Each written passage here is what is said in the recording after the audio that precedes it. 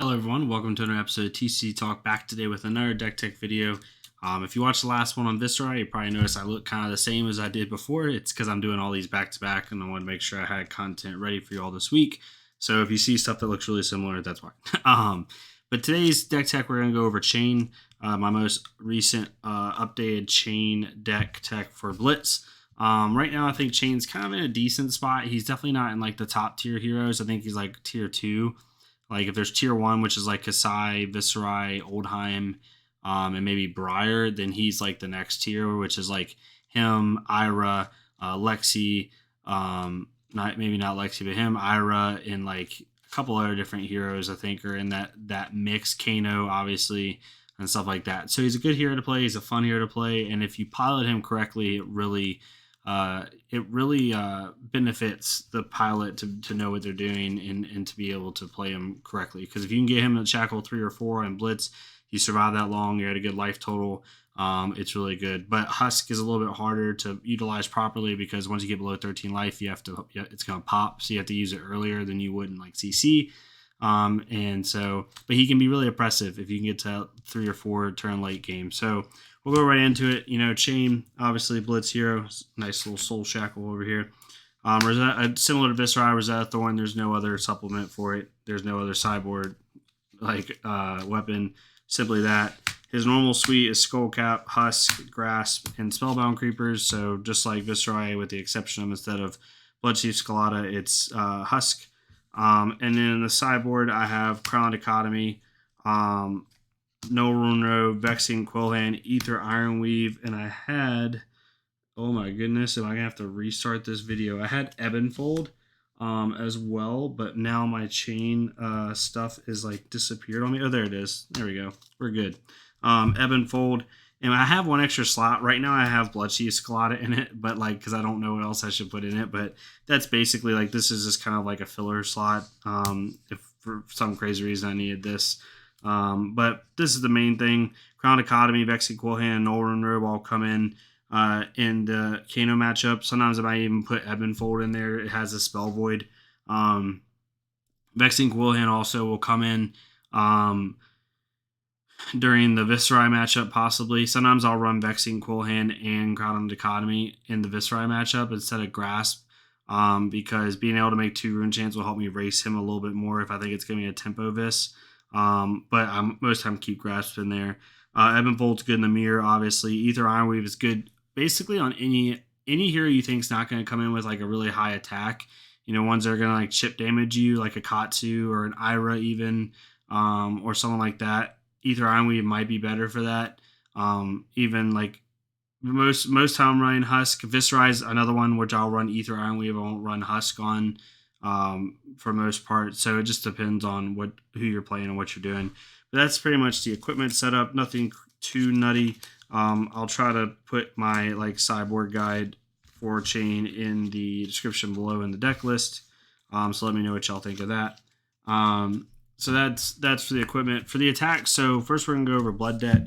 I run kind of a high Blood Debt build, and I run a couple Blood Debt cards that most people don't run in CC or Blitz. I do that personally because I like to have more Blood Debt and be able to put on pressure earlier and quicker, and having a higher Blood Debt kind of allows me to do that. So I'm running 1 Howl from Beyond. Then we're running 2 Bounding Demigons, a lot of the staples, right? 2 Ghostly Visits, 2 Rift Binds, 2 Unhallowed Rites, 1 Yellow Bounding. These are the other 2 that are kind of different. 2 Blue Bounding Demigons, 2 Shadow Reversers, and 1 Ember Existence. And then the kind of different tech that I'm running is I'm running 2 Ghostly Visits. The reason I went with Ghostly Visit is because I don't need to play a non-attack action to get out of Blood Debt, get out of Banish, which is really nice. It still comes in for 3. And if I've played something like a Plunder Run or a Shadow Puppetry or something like that, it will come in for 4. Basically, I'm just trying to not always maybe brick. I can't afford to brick myself in Blitz, right? So if I'm going to add Blood Debt attacks, I want to be able to pump it with Minnowism, but I also want to be able to get out without a non-attack action. So it's kind of like the best of both worlds for this. Yes, it costs 1, but to me it's worth it, and it's been working out really well for me, especially when I pump it with Minnowism. And it's coming in for 6, like a 1 for 6. So that's my Blood Debt cards. These are going to be 2, 4, 6, 8, 10, 12, 14, 16, 17 Blood Debt cards. So pretty fair amount in there. and that's what I've been rolling with as of late. I had 14 or 15 originally in the deck, and I just wanted to kind of up it a little bit more. For non-blood debt or non-banished attacks, we have Soul Reaping, obviously, staple there. 2 Belittles, staple there. Like, we don't even have to talk about these cards. 2 Shrill of Skull Forms. I run 1 Vexing Malice blue, and then that's the attacks that I run that are not blood debt. I don't run Swarming Gloombell in this deck. The game's just too fast, and I want to make sure I'm hitting my blood debt. So Swarming sometimes won't be the best card for me personally, but it's definitely a good card, and if you run it, like, it's not going to surprise me if someone runs it. For instance, obviously it's the 2 Art of Wars. We're not running Gorganian Tome in here. But if we can hit these Art of Wars early, we're in really good shape. And then going into the non-attacks, right? We have Minnowism at Red Plunder Run, Shadow Puppetry, Yellow Plunder Run, Yellow Captain's Call, Blue Captain's Call, Blue Mavrian Skies, and 1 Blue Minnowism. Basically, as you can tell, every single one of these cards, except with the exception of Plunder Run and like the 1 Blue Minnow, or most of these cards are either to pump tax or give Gogan. That's what I want them all to do, is basically the best way to put it, which all of these cards do. Plunder Run's really nice with Spellbound Creepers. You know, you come in with like, you know, a Shadow Puppetry into an attack, so you technically still have an attack action, but you Spellbound Creeper anyway, and play the Plunder Run, and you basically have now 2 attack actions because you gain an action point when you do that. Just a little cheeky stuff you can do, and if they didn't fully block it out, then you draw a card, which is really nice. But this is what I'm running for the most part with non-attack actions, and then obviously all my blood debt.